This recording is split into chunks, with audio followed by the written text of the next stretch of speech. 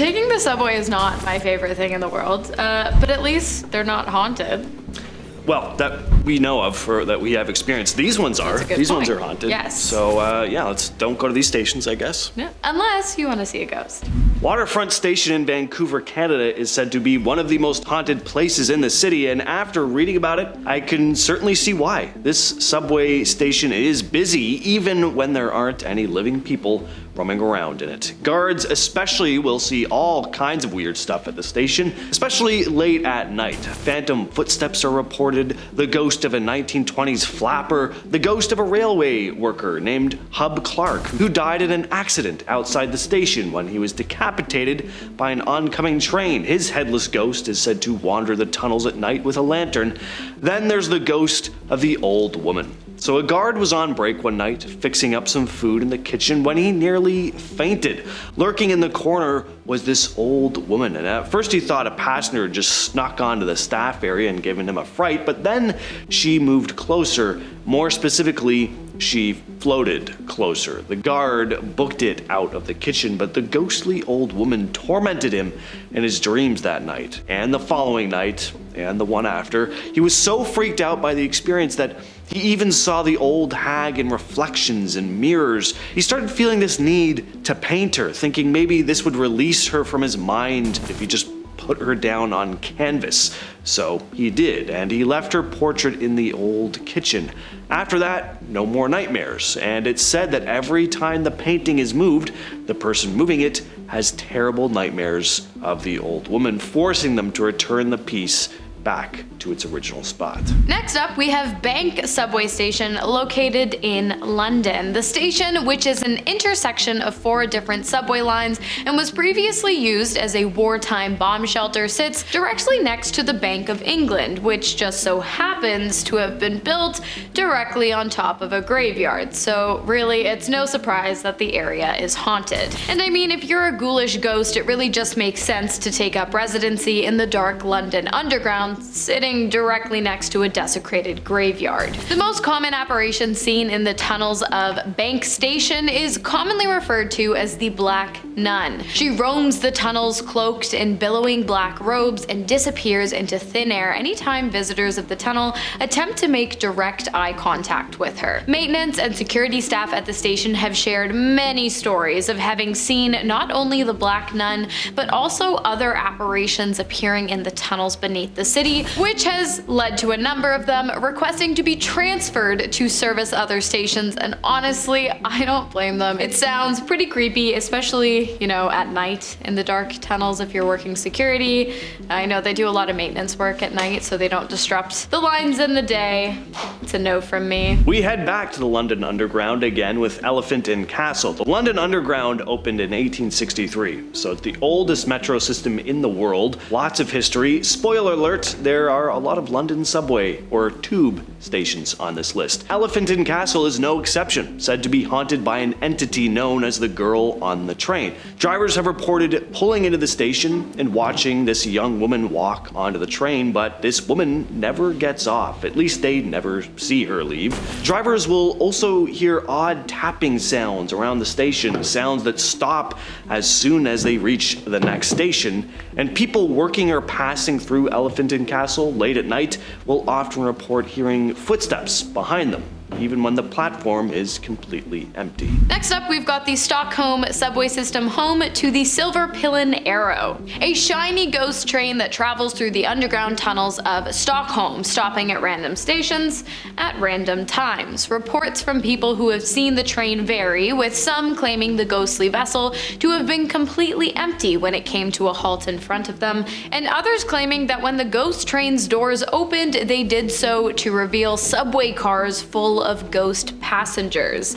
It is believed, but has never been confirmed as far as we know, I suppose, that any living person to step foot into the Silver Pillen will be immediately taken to Kimlinge, the subway station of the dead, which is a real but abandoned station in Stockholm. And when they arrive at this station, they will become stuck forever. Another spooky London Underground station is Bethnal Green, and it's easy to see why. The station has a very tragic backstory. Because of how deep the station is, it was the ideal place to be if bombs were being dropped overhead, and during World War II, London was under constant threat of air raids. On March 3rd of 1943, a retaliatory air raid by the Germans was to be expected after the Royal Air Force attacked on the 1st and 2nd. So residents were being ushered underground, but an accident happened. Someone tripped and fell towards the bottom of the stairs. This led to others falling down, and things quickly escalated into a full-on mass panic. Part of the problem was it was nighttime and the staircase was blacked out, so people could barely see, and on top of that you had the threat of an air raid, so it was easy for things to get out of hand.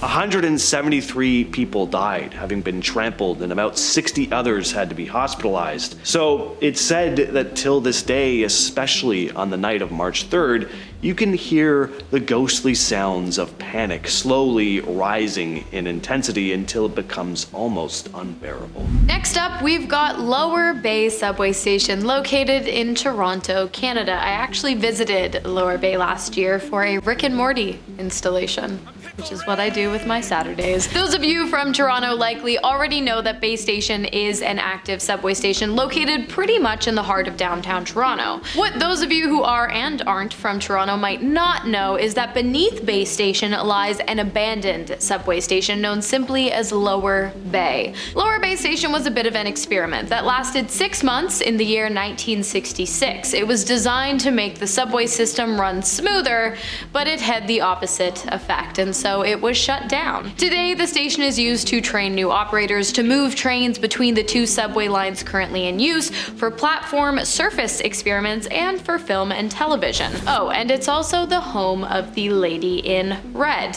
Finally, not a lady in white. Awesome. A female ghost dressed in all red, believed to have either been pushed or to have jumped in front of a train at the station during its short time in operation. Those who have had the opportunity to visit the forgotten station have reported feeling random cold pockets of air, feeling an eerie sensation, and even seeing the woman roaming along the tracks in despair. Personally, I was too excited to be getting the chance to see a life-size sculpture of Rick and Morty, so I wasn't too concerned about the ghosts. Shanghai also has a haunted metro station, Xiaobo Road. I hope I'm pronouncing that right. Its nickname, though, the Ghost Station. Now, for one, this station can be a bit of a nuisance. Apparently, trains break down here a lot. Workers will say that they often can't find anything wrong with the train, and train doors will also malfunction here. But if you're not dealing with the annoyance of a delay or finicky doors, you have a ghost to worry about, a violent one. One story goes that a man fell from the platform as the train was pulling in, but witnesses claimed it didn't look like he'd intentionally jumped or accidentally fallen. It looked like he'd been pulled by some unseen thing. And at night, when the station is closed, workers will occasionally hear what sounds like a woman maniacally laughing in a dark corner of the platform, but there's never anyone there when they walk over to check. Next up, we have Gates Avenue Station in New York. On the morning of February 14th of 2005, a young man by the name of Rashawn Brazel set out to meet his mother for lunch. He was never seen alive again. 3 days after he went missing, his torso, legs, and an arm were found in the tunnels of the station, wrapped in trash bags. And sometime after, his other arm was located at a recycling plant close by. It is clear that he was killed, but what is not clear is who did it and why. Almost 10 years later, and the case remains unsolved. While police are unsure of whether or not Rashawn was killed inside of the tunnel or if his body was simply brought there after the fact, the haunting scene staged by the killer at Gates Avenue Station in the winter of 2005 caused much discomfort and sorrow amongst the community. To add insult to injury, after Rashawn Brazel's death, many people connected to Rashawn began receiving cryptic messages from someone claiming to be his killer. Even still, the case remains unsolved. Next up, we have a section of the London Metro system that's so haunted, the train operators are scared to go through it. It's called the Kennington Loop. The Kennington Loop, part of the Northern Line, is a spot where the train loops around. People aren't allowed to hop on or off at this section, and some train operators hate the Kennington Loop, not just because it's got a tight bend, but also because of some eerie happenings. The story goes that back in the 50s, a guy tried to jump between the cars at Kennington, but ended up being run over by the train. And even when the trains emptied out, drivers have claimed to hear voices and doors clattering like there's someone on board. One night, the train operator heard doors banging down the length of the train, getting closer and closer, so he finally decided to go and check it out, but found nearly half the doors flung wide open and nobody there. And finally, to finish off our list today, we have Farringdon Station located in London. Farringdon opened in 1863 as part of the Metropolitan Railway, the world's first underground railway line. And each year, over 25 million passengers utilize its services. But here's the thing. Prior to the construction of the Underground Railway, a young woman by the name of Anne Naylor was carelessly laid to rest on the grounds. Anne Naylor was an apprentice in the hat-making trade, and one night her boss became very angry with her and took her life in a fit of rage. He then dumped her body on the grounds of what is now Farringdon Station, as you may have guessed by context clues. Many people who have visited the station with the intention of connecting with the paranormal have reported hearing soul-crushing screams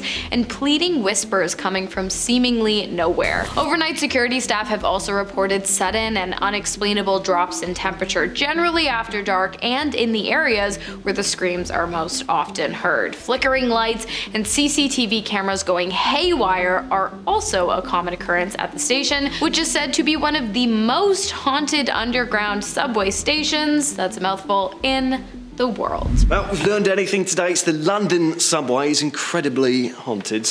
Wouldn't go down there if I were you. Yes, governor. I gotta work on my English accent, sounds like. We'll catch you next time. Cheers. I'm James. Hannah.